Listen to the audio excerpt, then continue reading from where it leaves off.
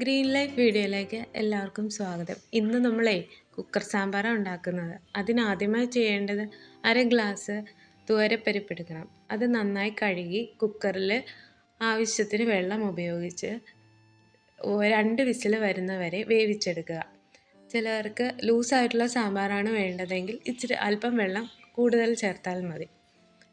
ആ സമയം കൊണ്ട് നമുക്ക് ആവശ്യമായിട്ടുള്ള പച്ചക്കറികൾ അരിഞ്ഞു വയ്ക്കാം. നമ്മുടെ കൈവശമുള്ള പച്ചക്കറികൾ, ഇപ്പോൾ എൻ്റെ കയ്യിൽ ഉരുളക്കിഴങ്ങും അതേപോലെ തന്നെ ക്യാരറ്റും ചേനയും ഇച്ചിരി ബീൻസൊക്കെയാണ് ഉള്ളത്.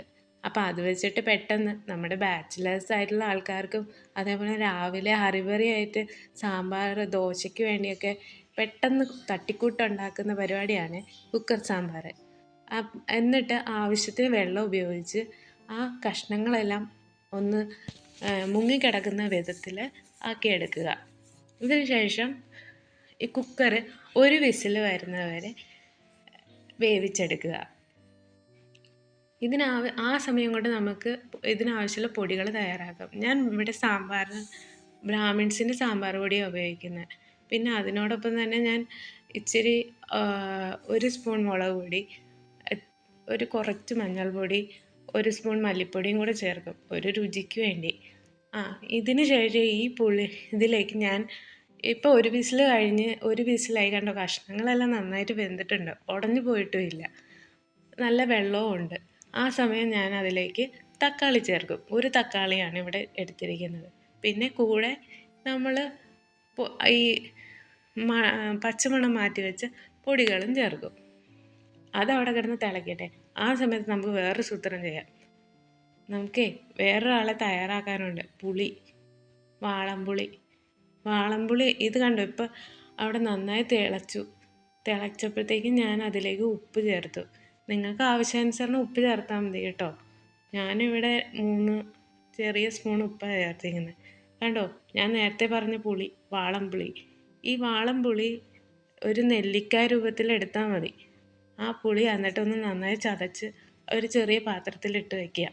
അതിലേക്ക് നന്നായി തിളപ്പിച്ച വെള്ളം, നല്ല തിളച്ച വെള്ളം ഒഴിക്കണേ, എന്നാൽ മാത്രമേ പുളി നന്നായിട്ട് ഇറങ്ങത്തുള്ളൂ. പുളി നല്ല രീതിയിൽ ആ തിളച്ച വെള്ളത്തിൽ നിന്ന് നന്നായിട്ട് ഇറങ്ങും.